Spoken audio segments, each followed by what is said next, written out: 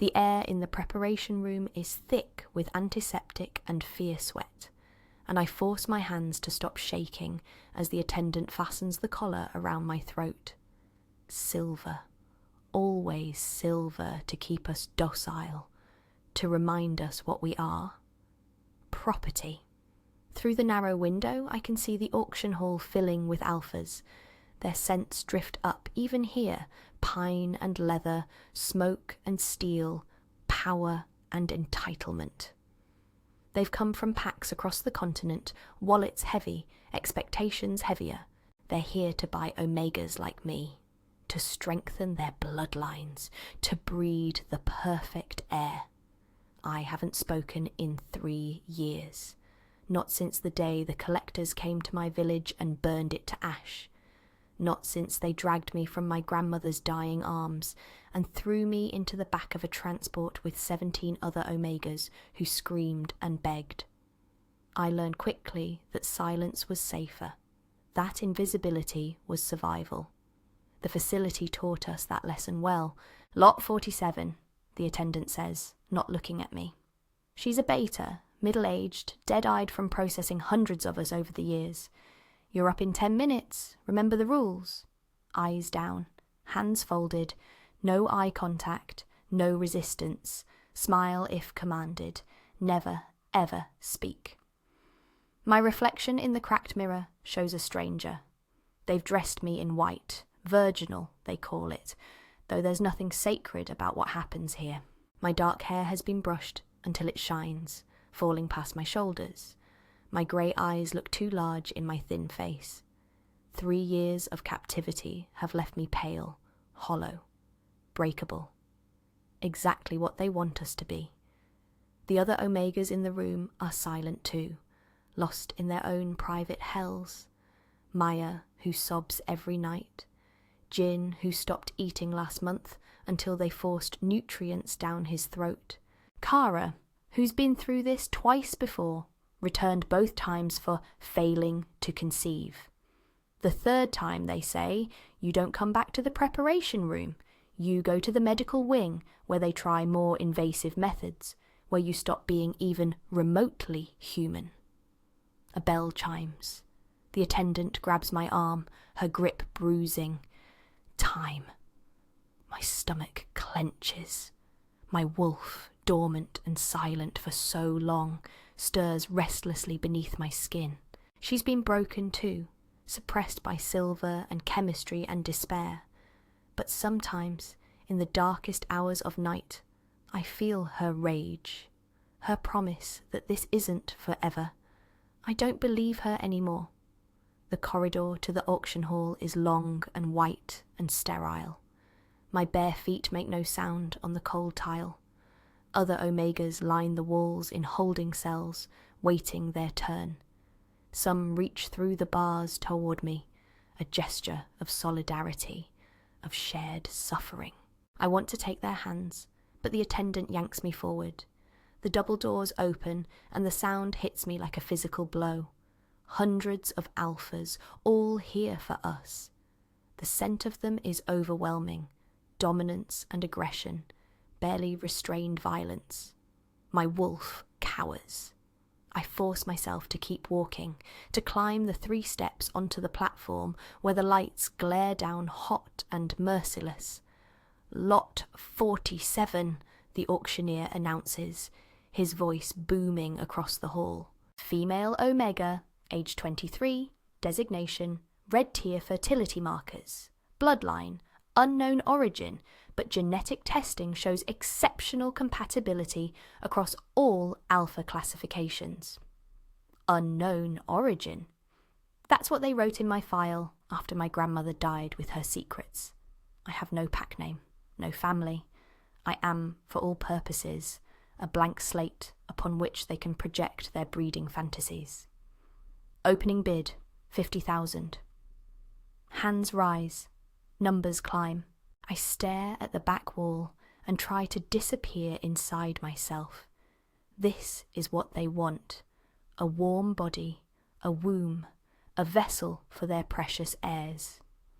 It doesn't matter that I haven't shifted since the night of the fire. It doesn't matter that my wolf is shattered and silent. My biology marks me as useful. That's all I need to be. The bids reach 200,000. 300. I feel their eyes on me, assessing, calculating. Some of them leer. Others look coldly analytical, like I'm livestock they're evaluating for purchase. Then the doors at the back of the hall slam open. The temperature in the room drops 10 degrees. The scent that rolls through the space makes every alpha in the hall straighten to attention, makes my attendant's hand on my arm tremble. It's ancient forest after rain, smoke and stone, and something wild that makes my broken wolf suddenly lift her head. Power. 1,000,000. The voice cuts through the stunned silence like a blade. Deep. Absolutely certain. The kind of voice that has never been questioned, never been denied. I can't help it. I look. He stands at the back of the hall, and even from this distance, I can see he's unlike any alpha here. Tall, broad-shouldered, with black hair and features that might be beautiful if they weren't so severe. He wears no pack colours, no designation. He doesn't need them. Every wolf in this room knows who he is. Matthias Blackthorn, the Alpha King of the Northern Territories, the most powerful shifter on the continent. And he's looking directly at me. ACT-2, the impossible meeting. The auctioneer stammers, "Your Majesty, we didn't expect... The facility would have prepared better accommodations if we'd known." 1,000,000, the Alpha King repeats, his gaze never leaving mine. Do I hear a counterbid? Silence.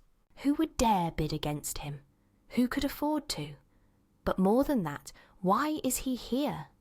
Kings don't come to facility auctions. They send representatives, subordinates. They don't stand in halls that reek of desperation and buy omegas like common pack alphas. His eyes are dark gold, wolf bright even in human form. They pin me in place, and I feel something I haven't felt in 3 years. Seen, not assessed, not evaluated. Seen. Like he's looking past the white dress and the collar and the fear, straight into whatever fragments of me still exist. My wolf surges against my ribs, awake for the first time since the fire. She's reaching for something, recognizing something, and panic floods my veins because I don't understand. Sold, the auctioneer gasps out. Lot 47 sold to His Majesty for 1,000,000. The Alpha King moves down the aisle, and alphas scramble out of his way. His scent grows stronger with each step, that wild, clean smell that makes me dizzy.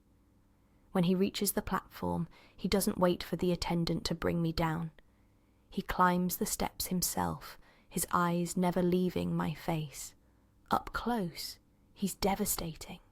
Sharp cheekbones, a mouth made for cruelty, a scar cutting through one dark eyebrow. But his eyes, there's something in them that doesn't match his reputation, something almost gentle. Remove the collar, he says quietly. The attendant fumbles with the lock. The silver falls away, and I gasp at the relief. The skin underneath is raw, burned. I've worn that collar for 3 years. The Alpha King's jaw tightens. His hand lifts slowly, carefully, and I flinch. Can't help it. He freezes. "I won't hurt you," he says, and his voice is different now, softer. "My name is Matthias. What's yours?" I stare at him. Omegas don't have names here. We have lot numbers and classifications and fertility ratings. When I don't answer, something like pain crosses his face. "You don't have to tell me. Not yet." He looks at the attendant. "Bring her things." "She has no things, Your Majesty. Omega's in the facility." "Then we leave now." He shrugs off his coat, black wool lined with fur, and holds it out to me. You must be cold. The gesture breaks something in my chest. It's been so long since anyone offered me basic kindness. My hands shake as I take the coat. It's warm from his body, smells like him, and when I pull it around my shoulders, my wolf practically purrs. Mate, she whispers. Mate, mate, mate. No, that's impossible. Mate bonds are rare, and they don't happen between kings and broken facility omegas. They don't happen to girls who can't shift, who have no pack, no name, nothing to offer. But my wolf knows, and from the way Matthias is looking at me, fierce and possessive and terrified, his wolf knows too. Your Majesty. A new voice, sharp and officious. A beta in facility administrator robes strides onto the platform. Protocol requires a 7-day quarantine period before Omega transfer. Health screenings, documentation, legal. I've paid for her. Matthias's voice goes cold. She's mine. We're leaving. The Council of Alphas has regulations. I am the Council. He turns that gold gaze on the administrator, and the man actually stumbles backward. Are you suggesting I would neglect proper care of my Omega? His Omega. The words send heat through my chest, even as I try to reject them. No, of course not, Your Majesty. But the facility director will want to.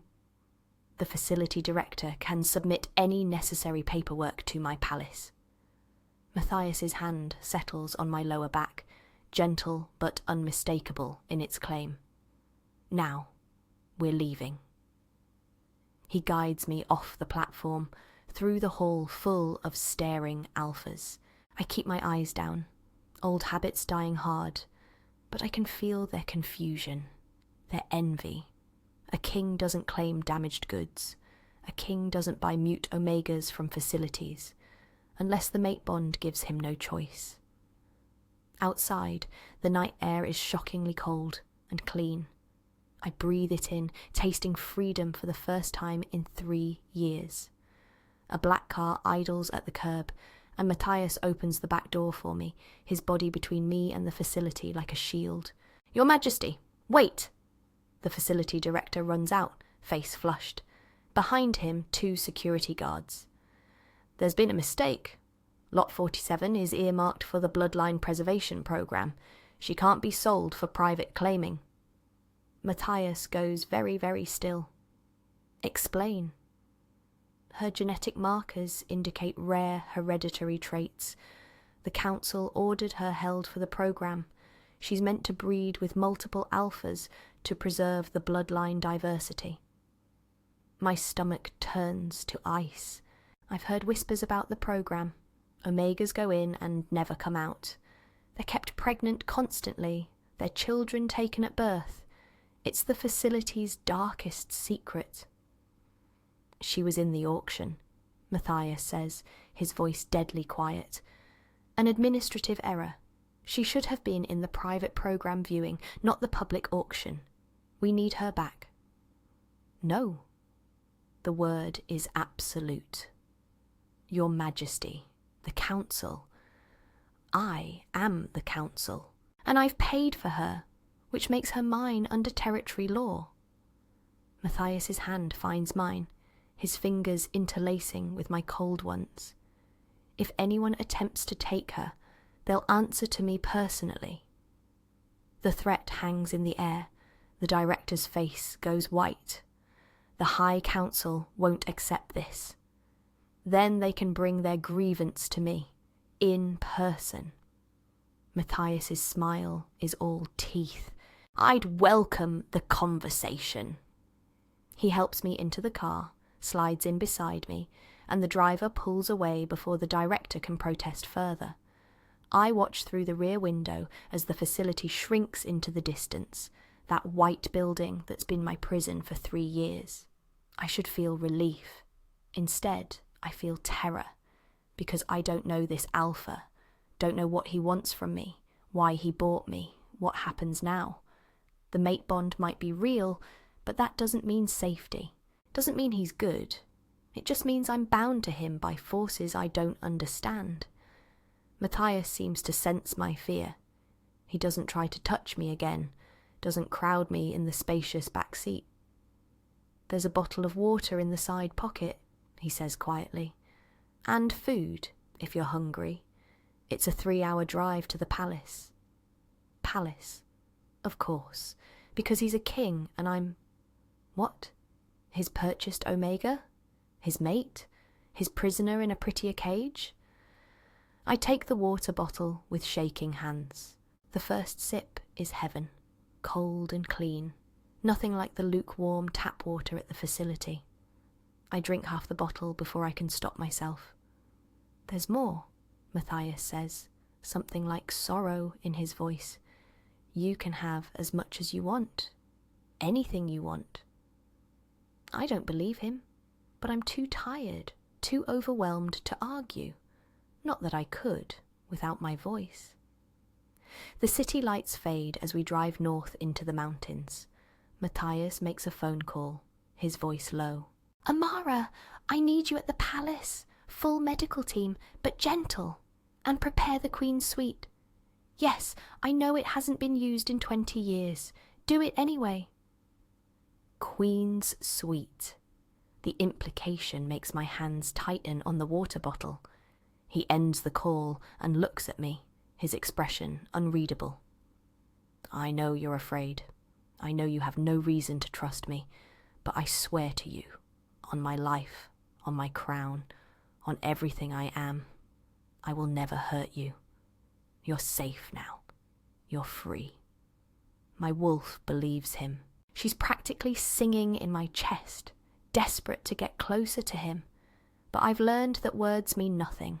Only actions matter. Only time will tell if this Alpha King is my salvation or just a different kind of cage. Act 3, the hidden truth revealed. The palace rises from the mountainside like something from a dream.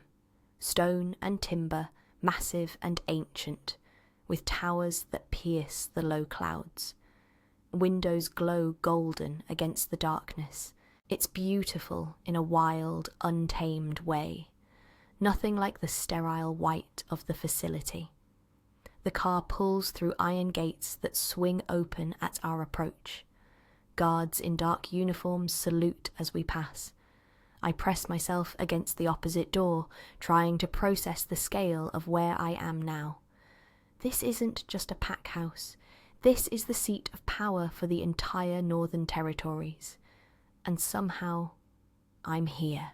Matthias helps me out of the car, always careful not to startle me, moving slowly like I'm a wounded animal. Maybe I am. A woman meets us at the entrance, middle-aged with kind eyes and healer's robes. This must be Amara. Your Majesty? She bows, then turns to me with a warm smile. Hello, dear. I'm the palace physician. Would you mind if I examine you? Just to make sure you're well. I look at Matthias, uncertain. He nods. Amara's trustworthy. But you can say no if you're not ready. The fact that he's giving me a choice makes my throat tight. I nod slowly. Amara's examination is thorough but gentle, in a warm room with soft lighting that's nothing like the harsh medical wing at the facility.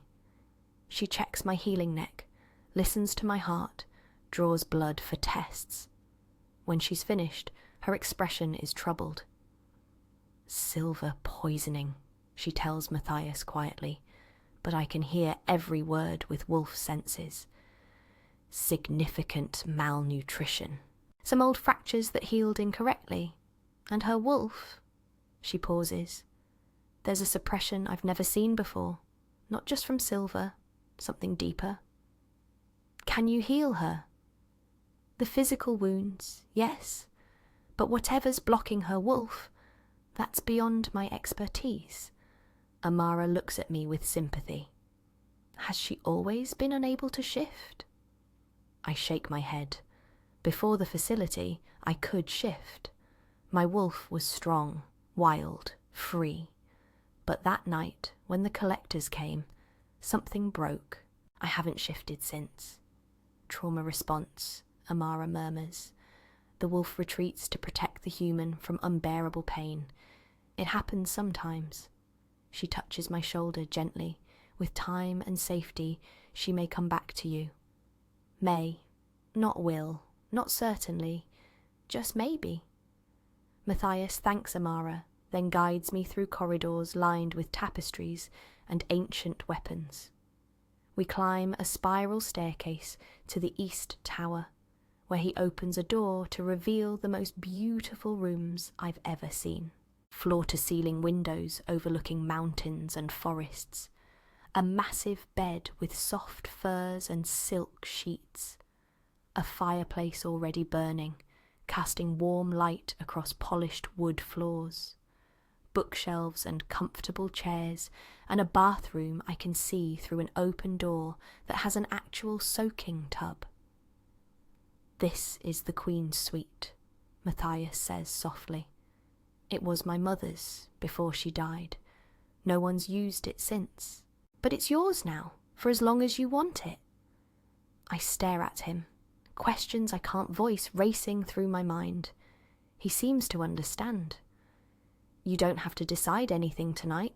You don't have to accept the mate bond, or me, or any of this. You don't owe me anything because I bought you. That was me correcting an injustice, not purchasing your obligations. His jaw works. When I walked into that auction hall and saw you, and the bond snapped into place, I couldn't leave you there. I couldn't. The honesty in his voice, the raw pain, cracks something in my defences. There's a lock on the door, he continues. You control who comes in. There's a phone on the bedside table. It's connected to Amara and to my personal line. You call, I come. No matter what time, no matter what you need. He backs towards the door. Rest. Eat. The kitchen will send up whatever you want. And tomorrow, if you're ready, there's someone I'd like you to meet. He's at the threshold when I find my courage. My voice, unused for 3 years, comes out as barely a whisper, cracked and rough. Sera. He freezes, turns slowly. Hope dawns across his face like sunrise. What? My name. I force the words out, each one feeling like broken glass. Is Sera. The smile that transforms his features is devastating. Sera, he repeats, like it's sacred, like it's precious. Beautiful. Sera, I'm honoured to know you. Then he's gone, the door closing softly, leaving me alone in rooms meant for a queen. I collapse on the bed and finally let myself break. And I wake to sunlight and the smell of fresh bread. There's a tray on the bedside table, tea, fruit, pastries, eggs. More food than I've seen in months. A note in elegant script, eat what you'd like. I'll come by at midday if you're willing to meet. M, the bath is heaven. Real hot water, soap that smells like lavender, clean towels. I find clothes in the wardrobe, soft leggings, an oversized sweater, thick socks. All in my size, though I have no idea how they knew.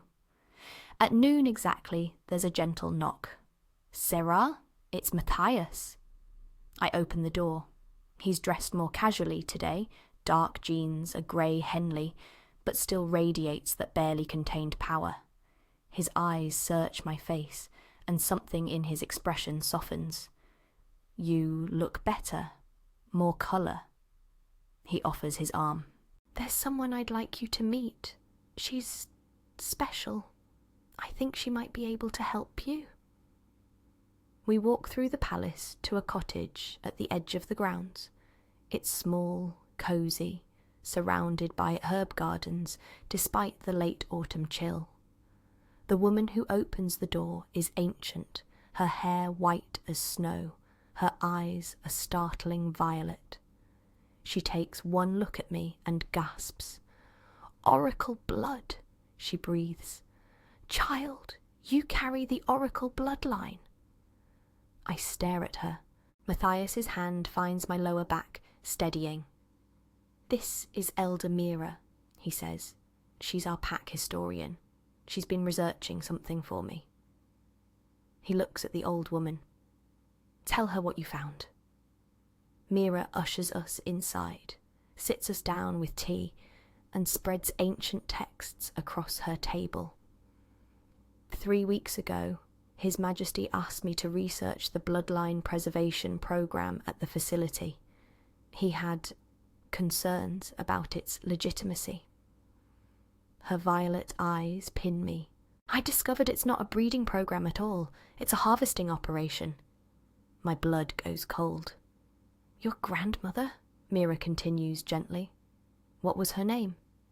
"Lisa," I whisper, the name like a prayer. "Lisa Stormborn." "I knew her." Mira's smile is sad. She was the last of the oracle line, seers who could read the threads of fate, who guided packs for millennia. The council feared her power. When she refused to serve them, they sent the collectors. Her weathered hand covers mine. "They burned your village, killed anyone who might carry the bloodline, but you survived. Why?" The word tears from my throat. "Why does it matter?" "Because oracle blood is power incarnate," Matthias says quietly. "In the old days, oracles chose kings. Blessed packs shaped the future of our kind. The council has spent decades trying to eliminate the bloodline while secretly trying to breed it back under their control. You, Sera, are the last living oracle." The room spins. My grandmother's dying words come back to me. "Stay silent, stay hidden. They cannot find what makes no sound." "The facility knew," Mira says. "Your unknown origin was intentional. They were going to force you to breed, hoping your children would inherit your power. Then they'd control the next generation of oracles." Rage, clean, pure rage burns through the fear. "They stole 3 years of my life. They broke me, caged me, tried to make me nothing more than a vessel for their ambitions." "There's more," Matthias says, his voice tight. "The council has ordered the facility to retrieve you, by any means necessary. They're claiming I stole program property, that I have no right to you." "They're coming," Mira confirms. "Tomorrow night, there will be a challenge at the full moon gathering." I look at Matthias. "Why are you doing this? You could give me back. Avoid the conflict." His eyes flash gold. "Because you're my mate. Because what they did to you is unforgivable. And because..." He stands, begins to pace. "Because 20 years ago, my mother was an oracle too. The council killed her for refusing to manipulate me. I've spent 2 decades biding my time, building power, waiting for the chance to burn their corruption to the ground. And now, with you." He looks at me with fierce intensity. "With you, we can change everything." "I can't shift," I remind him, my voice breaking. "I have no power." "I'm not the weapon you need." "You're not a weapon." He kneels before my chair, his hands carefully not touching me. "You're Sera, and your power isn't gone. It's just sleeping, waiting until you're safe enough to wake it. We'll wait as long as it takes." Mira stands, goes to a cabinet, pulls out a silver box. Inside is a bracelet, twisted silver and moonstone, covered in ancient runes. "Your grandmother gave this to me before she died. Made me promise to give it to you when you were ready." She fastens it around my wrist. The moment the clasp closes, warmth floods my veins. My wolf stirs, stronger than she's been in years. "It's a shield and a key. It will protect you from suppression, and when the time comes, it will help you access your oracle site." The bracelet pulses with each heartbeat. I can feel something waking inside me, unfurling like spring flowers after a long winter. Tomorrow, Matthias says, standing. They'll come tomorrow. You don't have to fight. I can hide you, keep you safe. No. My voice is stronger now, clearer. The word surprises all of us. I'm tired of hiding, tired of being silent. I meet his eyes. If I'm really the last oracle, if I really have power, teach me to use it. The smile he gives me is proud and dangerous and full of promise. Then, let's begin. Act 4, the deepening bond. We train in the palace's underground practice rooms, ancient stone chambers where generations of northern wolves learned to fight. Matthias brings in his most trusted guards, Cade, a scarred beta with gentle eyes, Leah, a fierce female alpha who fought in the territory wars, and Marcus, an omega who serves as Matthias's strategic advisor. Forget what the facility taught you, Leah says on the first day, circling me with predatory grace. They wanted you weak, compliant. But Omega doesn't mean powerless. Some of our fiercest warriors have been Omegas. She shows me defensive stances, how to use an attacker's strength against them, where to strike to disable without killing. Marcus teaches me pack politics, the power structures I'll need to navigate. Cade works on my endurance, building back the muscle I lost to captivity. And Matthias teaches me to trust my instincts. Your wolf knows things your human mind doesn't, he says on the third day, after I've managed to dodge his attack through pure instinct. Don't think, feel. We're close in the practice circle, both breathing hard from the sparring. Sweat dampens his dark hair, makes his Henley cling to his chest. The mate bond thrums between us, stronger each day, harder to ignore. Again, he orders, but his voice has gone soft. I move without thinking, step inside his guard, my hand on his chest over his heart. The contact sends electricity through both of us. His hand comes up to cover mine, his eyes darkening from gold to amber. Sera, he breathes. The door bangs open, Cade tactfully not looking at us. Your Majesty, the council has sent their demands. The moment breaks. Matthias steps back, running a hand through his hair. My office. 5 minutes. When we reach his office, a massive room with maps and documents covering every surface, there's a formal letter waiting. Matthias reads it, his expression going cold.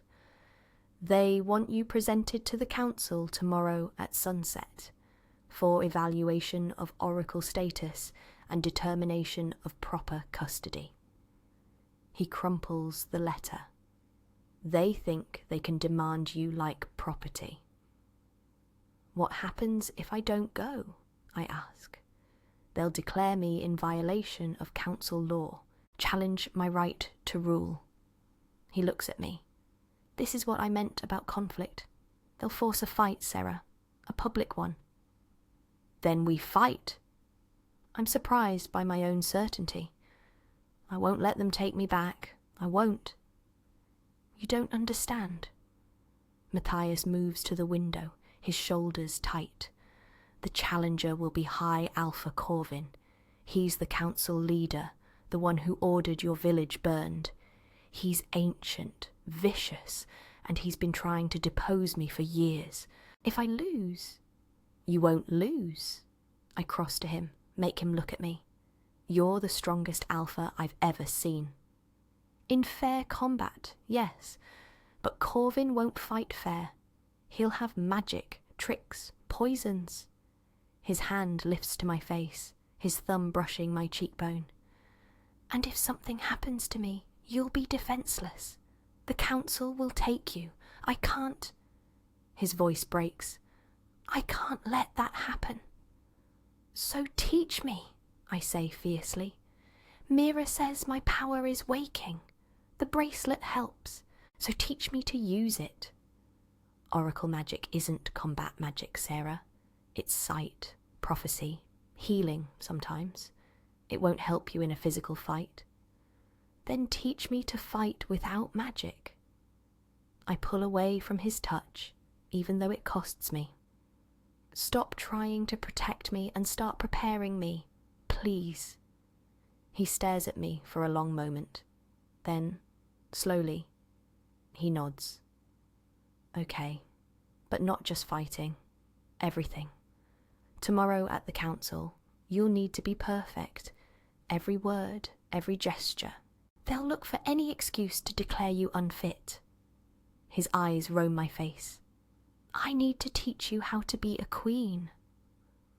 The word still doesn't feel real, but I nod. We spend the afternoon in etiquette lessons that would be ridiculous if they weren't so crucial. How to stand before the council, how to meet an alpha's challenge without submitting or offering disrespect. The formal titles, the proper forms of address. It's exhausting, and by evening my head is pounding. Enough, Matthias declares, seeing me sway. You need food and rest. We eat dinner in his private dining room. Nothing like the formal Great Hall, just a small table by the fireplace. The food is incredible. Roasted meat, fresh vegetables, bread still warm from the oven. I eat slowly, savouring every bite, still not quite believing this abundance is real.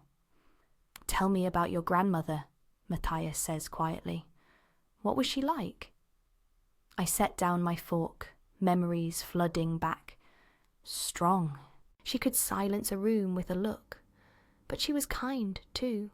She taught me about herbs, about healing, about listening to the earth.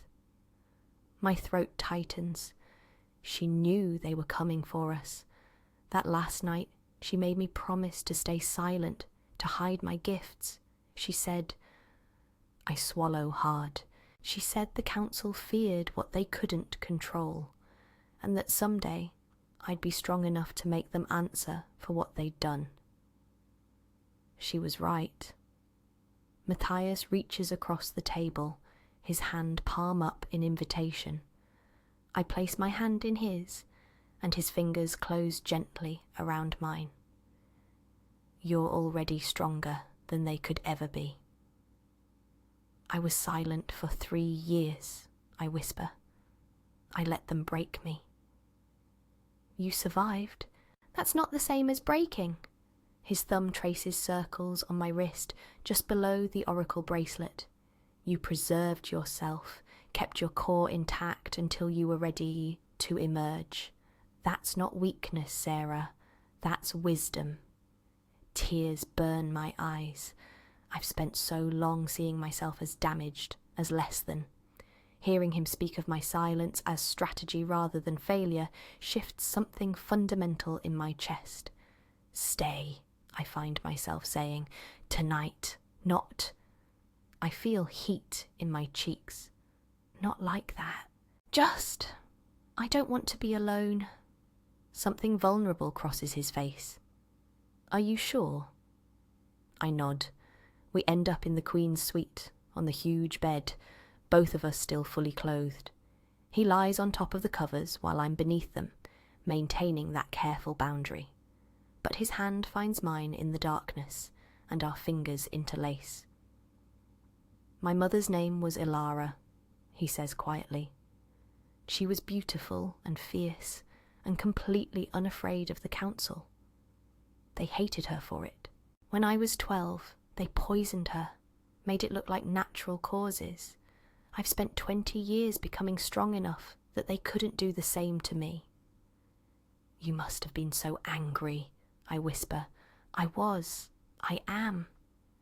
He turns his head to look at me, and in the firelight, his eyes are molten gold. But anger isn't enough. I needed patience, strategy, and I needed... He pauses. I needed you. The mate the fates would send me. the one who would help me remember what I'm fighting for. I'm nobody, I protest. A broken Omega from a destroyed village? You're Sera Stormborn, last oracle of the Northern Territories, my mate, and the bravest person I've ever met. He says it like an oath, like a vow. And tomorrow, the council is going to learn what happens when they underestimate you. I fall asleep to the sound of his breathing, his hand warm in mine, and for the first time in 3 years, I don't have nightmares. ACT5, the betrayal, crisis. The council hall is a monument to alpha dominance, all dark stone and high ceilings, with a dais where 7 high alphas sit in judgment. The space is packed with alphas from across the territories, all here to witness the challenge.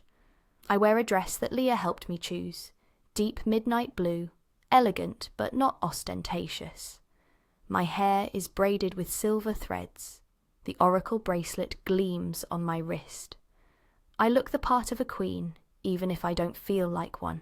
Matthias walks beside me, magnificent in formal attire. His hand hovers near my lower back but doesn't touch. In public, we must maintain perfect protocol.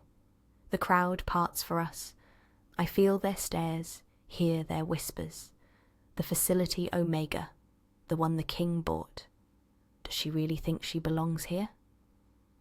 High Alpha Corvin sits in the centre of the dais. He's ancient, his hair white, his face lined with cruelty and time. But his eyes are sharp and cold, and the power rolling off him makes my wolf cringe. Matthias Blackthorn, Corvin's voice booms across the hall. You stand accused of violating council directive. You removed an Omega designated for the Bloodline Preservation Program.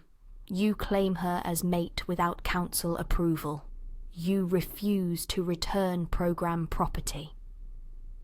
Sera is not property, Matthias says, his voice cutting through the space like a blade. She is my mate, last of the oracle line, and under territorial law, my purchase was legitimate. Convenient, Corvin sneers. The king discovers his mate in a facility auction. How fortunate that she happens to be the one Omega we specifically needed for the program. Perhaps the fates have a sense of irony. Or perhaps you're lying to justify your theft. Corvin stands, and the other council members rise with him. We demand proof of her oracle bloodline, and we demand she be returned to the program for evaluation. Never, Matthias growls. Then you challenge council authority. Corvin's smile is triumphant. Under ancient law, I invoke the right of trial by combat. The victor claims both the crown and the Omega. The hall erupts in shocked whispers. Matthias's jaw goes tight. You would challenge me for my throne over one Omega?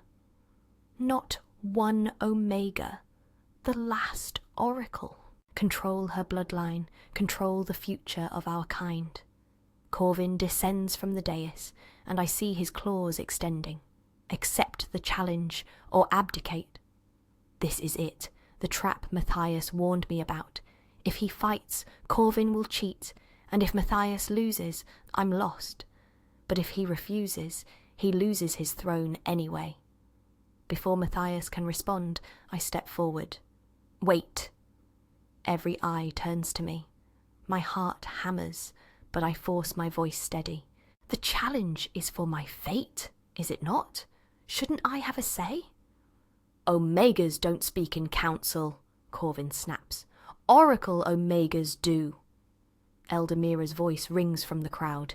She pushes through to stand beside me. Ancient law is clear. Oracles are exempt from standard pack hierarchy. She has the right to be heard. Corvin's eyes narrow. Fine. Speak, girl. What could you possibly say? I look at Matthias, see the fear in his eyes. Then I turn to Corvin and the council. You say you want to determine my bloodline. prove I'm an oracle. Very well. I pull off the bracelet, feel its protection disappear. My wolf whimpers. Test me. Sera, no. Matthias starts, but Corvin is already moving. He grabs my wrist, yanks me forward. Oracles can see the threads of fate. Prove it. Read mine. The moment his skin touches mine, something breaks open inside me. The oracle sight, dormant for so long, floods through my veins like liquid silver.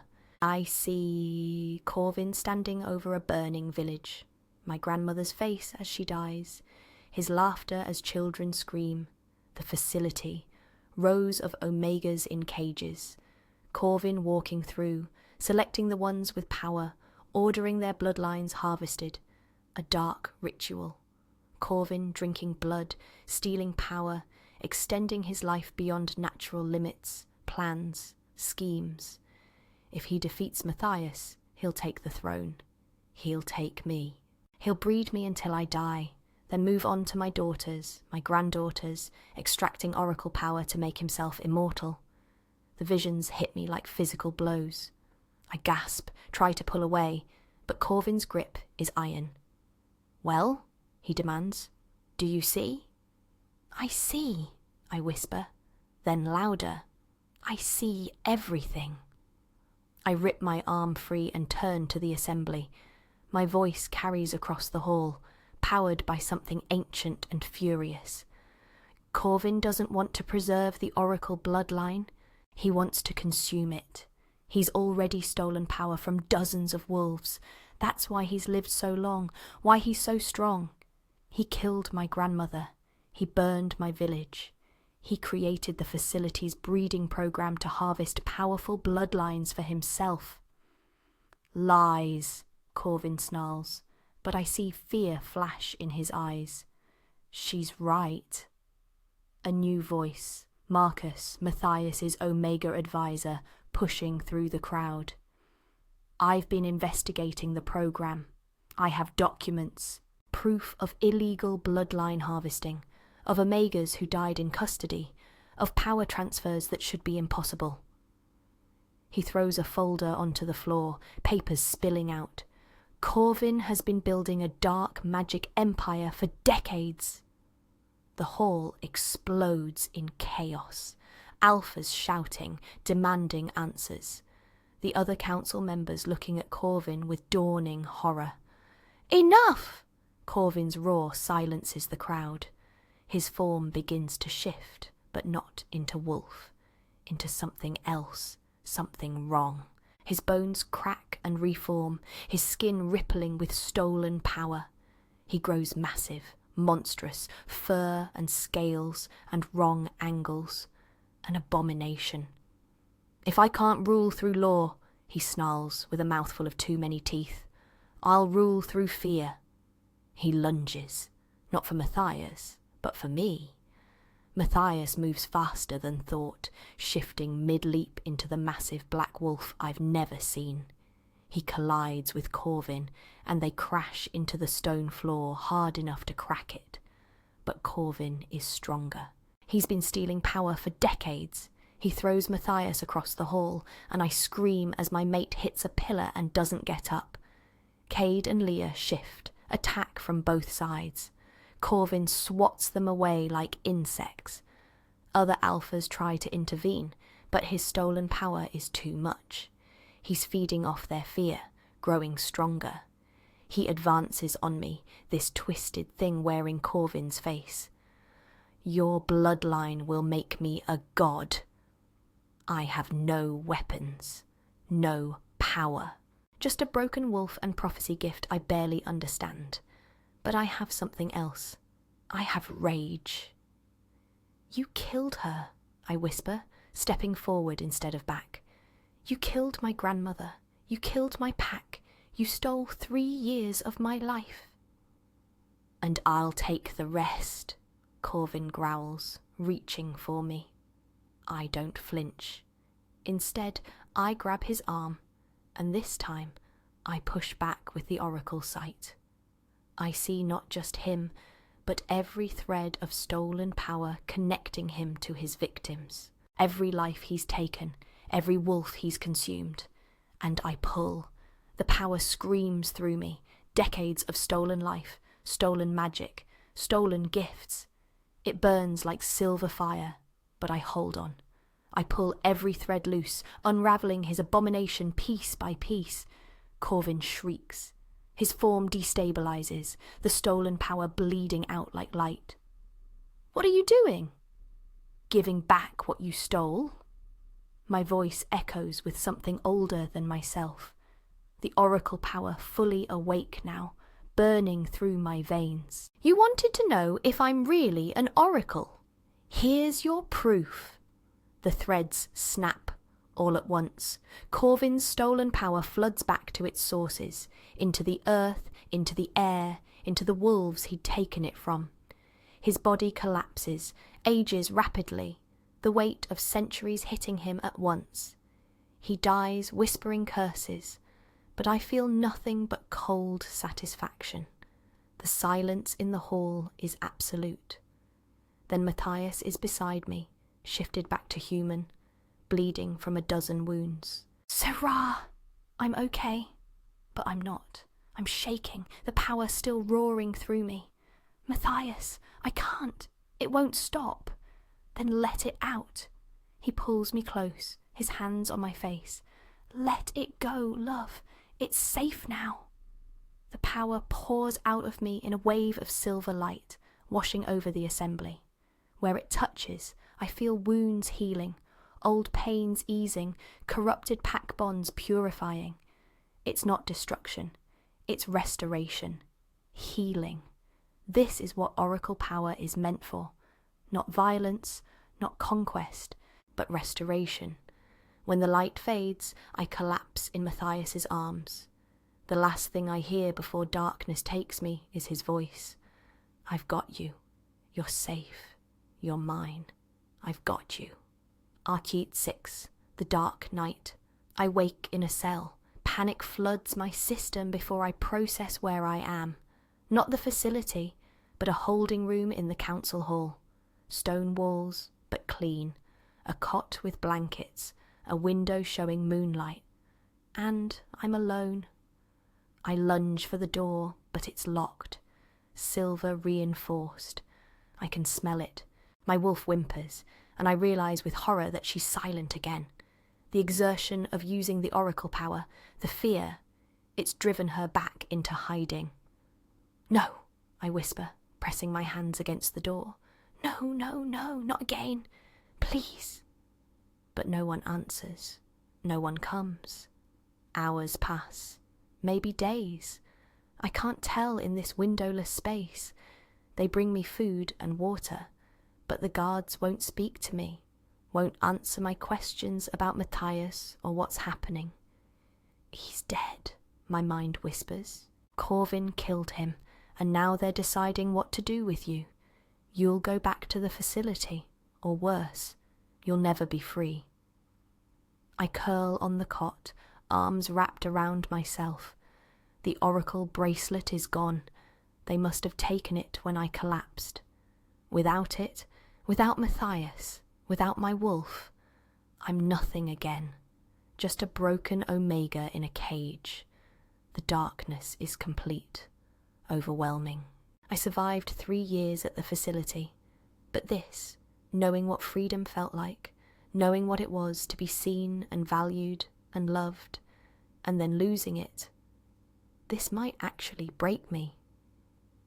Grandmother, I whisper to the empty room, you said I'd be strong enough someday, but I'm not. I'm not strong at all. Then I hear it, her voice, soft in my memory. Strength isn't never breaking, child. It's choosing to put yourself back together. I sit up slowly, look around the cell with new eyes. They haven't hurt me, haven't moved me to the facility. That means something. It means the council is fractured, uncertain. It means there's still a chance. I have no weapons but myself, no power but my voice. But maybe that's enough. Maybe it always was. I stand, test my vocal cords, which are raw from screaming during the fight, but still functional. And then I begin to sing. It's an old song, one my grandmother taught me. A pack song about resilience, about wolves who survived winters that should have killed them. My voice is rough, imperfect, but it's mine, and it fills the cell, fills the corridor beyond. I hear footsteps, the slot in the door opens, and a guard's eyes appear. Quiet down in there. No. I meet his gaze steadily. I am Sera Stormborn, last of the Oracle line, mate to King Matthias Blackthorn, and I will not be silenced again. The king is dead, the guard says, but his voice wavers. Died from his wounds. The council is deciding your fate now. The words are meant to destroy me, but something in how he says them, something false. You're lying. Why would I lie? Because if Matthias were dead, you wouldn't need to keep me locked up. You'd have already moved me. I press against the door. Where is he? The guard's eyes slide away. I have my orders. Disobey them. I put every ounce of Oracle command into my voice, surprised when it works. Tell me the truth. He's in the medical wing. Critical condition. The council is arguing over whether to save him or let him die. The guard's face crumples. They say if he dies, they'll execute you for killing a high alpha. If he lives, they'll force him to reject the mate bond and give you to the program. Either way, I lose everything. But he's alive. Matthias is alive. And as long as he's breathing, there's hope. Let me see him, I demand. I can't. Then get me someone who can. Elder Mira? Marcus. Anyone loyal to the true king. I let my voice soften. Please, you're Pack, aren't you? You know what the council did? Help me. The guard stares at me for a long moment. Then, I'll try. An hour later, the door opens. It's not Mira or Marcus. It's Leah, the fierce female alpha who trained me. Her face is grim. You have 5 minutes, she says. Then I'm taking you back. Understand? I nod and follow her through corridors dark and quiet. We descend into the medical wing, where Amara works over a figure on a bed. Matthias. He's unconscious, his chest wrapped in bandages, his skin too pale. But he's breathing. I rush to his side, take his hand. He's been poisoned, Amara says quietly. Corvin's claws were coated with something dark. I can treat the wounds, but the poison, I need Oracle blood to counter it. Your blood. Take it. I thrust out my arm. Take whatever you need. Amara works quickly, drawing blood, mixing it with herbs, administering it through an IV. For terrible minutes, nothing happens. Then Matthias gasps, his back arching, his eyes flying open, gold and wild and searching. Sera, he rasps. I'm here. I grip his hand tighter. I'm right here. They told me you were... He's trying to sit up, and Amara pushes him back down. She's fine, you stubborn alpha, but you won't be if you don't rest. The council, Matthias says, his eyes locked on mine. They're going to try to take you. They're afraid of your power. Sera, you have to run. Get out of the territories. I'll find you when... No. I lean down so our faces are close.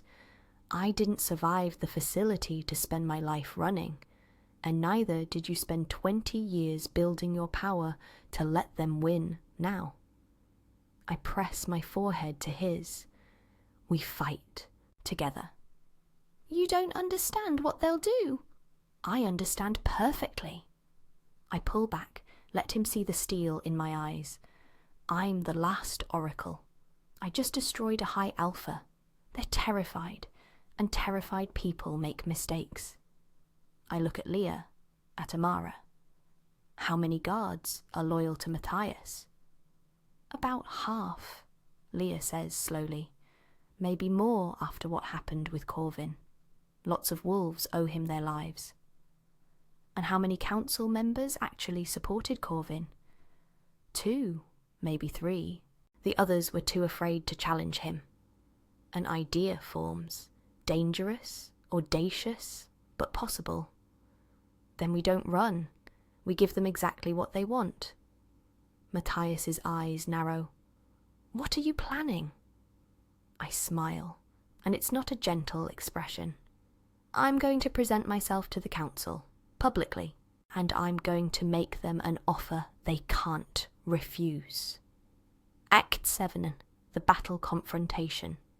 The full council convenes at dawn in the great hall, and I walk in wearing the midnight blue dress and my grandmother's oracle bracelet, recovered from Corvin's corpse.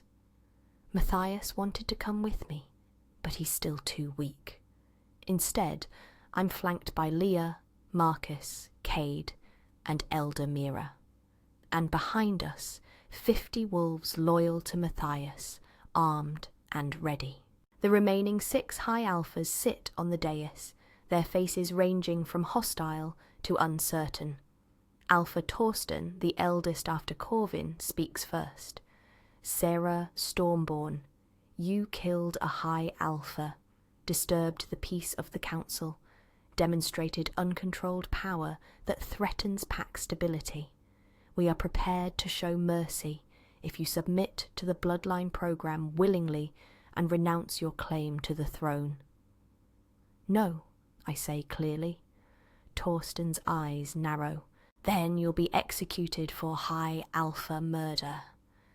Corvin's death wasn't murder, it was justice, and you know it. I walk forward until I'm standing at the base of the dais. Every wolf in this hall saw him shift into an abomination, saw the stolen power he'd been hoarding, saw the proof of his crimes. I look each council member in the eye. You knew.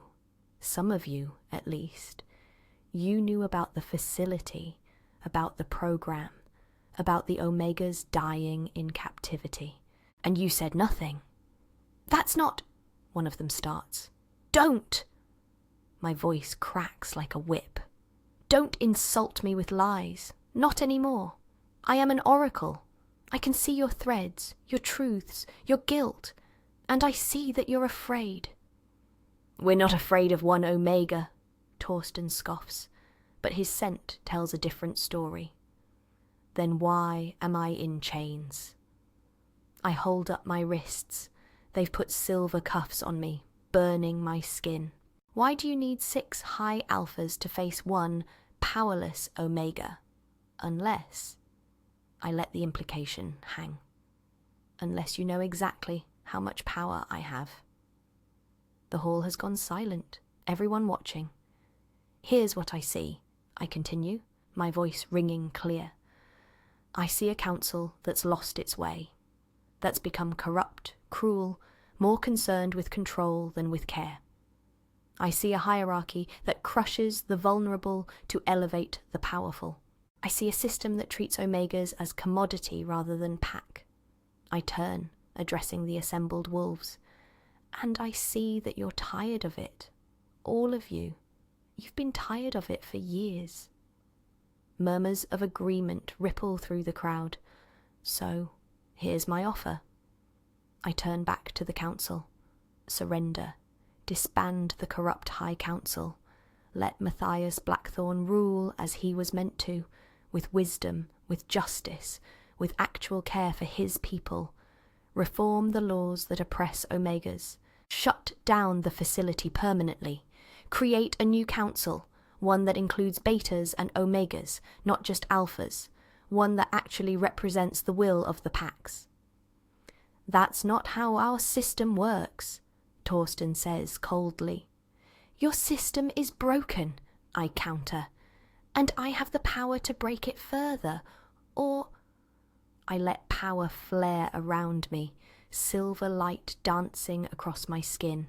I can help you rebuild it into something better. You're threatening the council? I'm offering you a choice. I look at Mira, who nods. She's been preparing for this. Oracle law is older than pack law, older than your council, and it gives me the right, the duty, to remove corrupt leadership. I can do it violently, or you can go peacefully. Choose. For a long moment, no one moves. Then Alpha Seren, a female high alpha who's been quiet until now, stands. I've seen enough bloodshed, enough suffering. If the Oracle offers a path to peace, I'll take it. She removes her council medallion, walks down from the dais, and kneels before me. I accept your terms. 2 more high alphas follow, then a 4th, until only Torsten and 1 other remain. This is madness, Torsten snarls. You'd throw away centuries of tradition for 1 Omega's demands. Not 1 Omega. Matthias's voice rings from the hall entrance. He's there, leaning on Amara for support, but on his feet. Your queen's demands! The hall explodes in noise. Matthias makes his way to me, and I move to support him, taking his weight.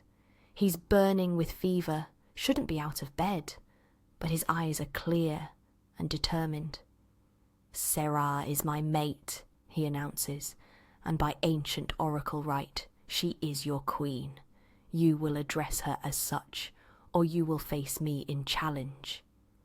You can barely stand, Torsten scoffs. Try me, Matthias growls, and even weakened, his power fills the hall. I've been waiting 20 years to tear down your corrupt council. Don't think your title will protect you.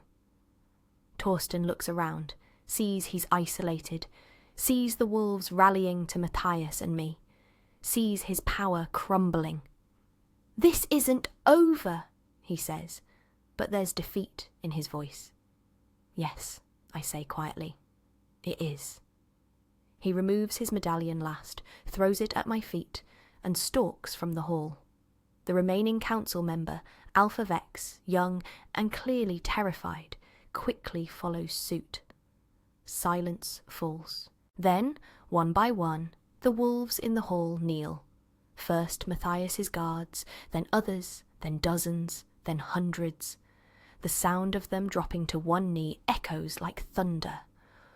All hail Queen Sera Stormborn! Elder Mira's voice rings out. Last of the oracle line, breaker of chains, voice of the voiceless. All hail the Queen, the hall roars back, and Matthias, still leaning on me, whispers in my ear. I told you, you were always meant to wear a crown. Astin 8, the new world. The claiming ceremony happens 3 days later under the full moon, in the ancient clearing where northern wolves have gathered for millennia. I wear white again, but not the sterile white of the facility. This is cream and silver, with an oracle bracelet woven into the bodice, my grandmother's moonstone set in a crown. My hair falls loose down my back, and for the first time since I can remember, I feel beautiful. Matthias waits at the centre of the clearing, healed now thanks to oracle magic and Amara's care. He wears traditional pack leader attire, dark leather and fur, a crown of twisted silver and black diamonds. When he sees me approaching through the gathered wolves, his expression nearly breaks me with its intensity. The ceremony is ancient. We stand before Elder Mira as she speaks the old words about mates and magic, about bonds that transcend time and reason. Matthias takes my hands, and I feel the mate bond sing between us stronger than ever. Do you, Matthias Blackthorn, Alpha King of the Northern Territories, take this Omega as your mate, your equal, your queen? I do, he says, his voice carrying to every wolf assembled, with everything I am. And do you, Sera Stormborn, last oracle of the north, take this alpha as your mate, your partner, your king? I do. My voice doesn't shake. With all my power, all my heart. Then by moon and blood, by earth and sky, I declare you mated. Mira's smile is radiant. You may claim your mate. Matthias pulls me close, and the kiss is everything, fierce and gentle, possessive and reverent, promise and surrender all at once. The mate bond snaps fully into place, and I feel his soul twine with mine, feel every emotion he's been holding back. Love, devotion, awe, pride. When we break apart, the assembled wolves howl their approval, the sound echoing across the mountains. The celebration lasts through the night. Matthias and I move through the crowd together, greeting pack leaders who've come from across the territories. They kneel, offer loyalty, and I help them up, because that's how things will be different now. Less hierarchy, more partnership. Later, we stand on the palace balcony overlooking the celebration, and Matthias wraps his arms around me from behind, his chin resting on my shoulder. "What are you thinking?" he asks quietly. "That I should be terrified," I admit. "I'm nobody. I don't know how to be a queen." "You're wrong on both counts." His lips brush my neck. "You're Sera, and you've already changed everything. Look." I follow his gaze. In the courtyard, I see Omegas laughing with Alphas, no fear or submission in their postures. I see the new council, 10 wolves of various designations, deep in planning conversation. I see children playing without regard for hierarchy. I see hope. "We shut down the facility last week," Matthias murmurs. "Freed all 137 Omegas who were still in custody. Marcus is coordinating placement for those who want to join packs, safe houses for those who need time to heal. And the Bloodline program records? Burned. Every document, every file.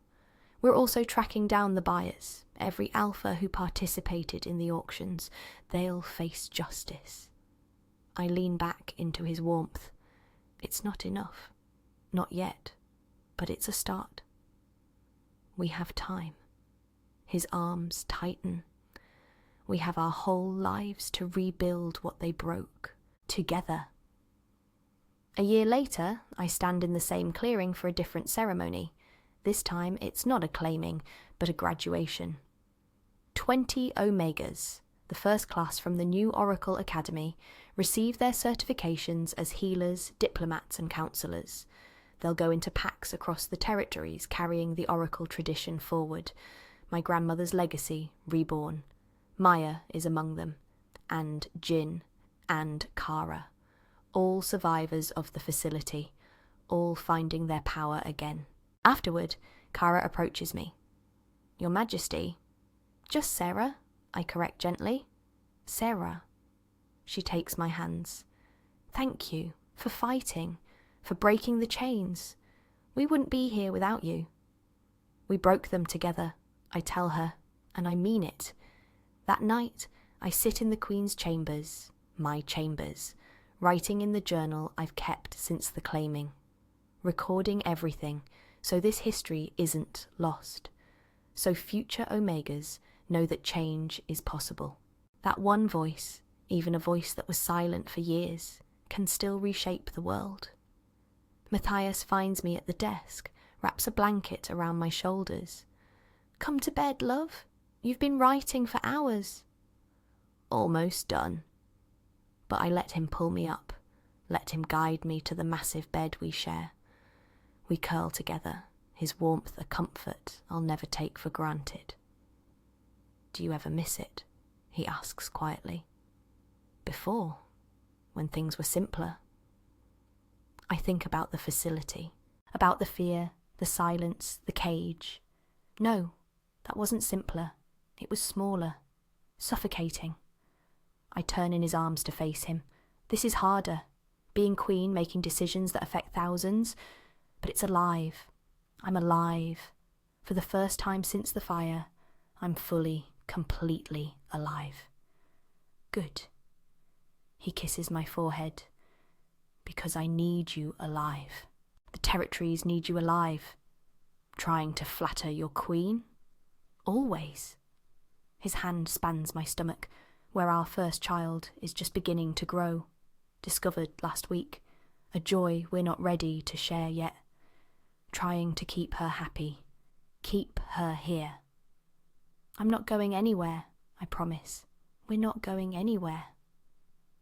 Sometimes I dream of my grandmother. In these dreams, she's young and strong, her violet oracle eyes bright. She tells me she's proud, that I did what she couldn't, stood and fought instead of hiding, that the bloodline will flourish now, protected by love instead of fear. And sometimes, late at night, when Matthias sleeps beside me and the palace is quiet, I shift for the first time since the fire. My wolf, still a little broken, still healing, runs through the palace halls and out into the moonlight. She's scarred but free, silent by choice, not by force. Just like me. 3 years I spent in that white building, learning to survive by becoming invisible. But I'm not invisible anymore. I'm a queen, a mate, a breaker of chains, an oracle awakened. I am Sera Stormborn, and I am free. And in these mountains, under this moon, surrounded by wolves who once feared the broken and now celebrate them, I am finally, perfectly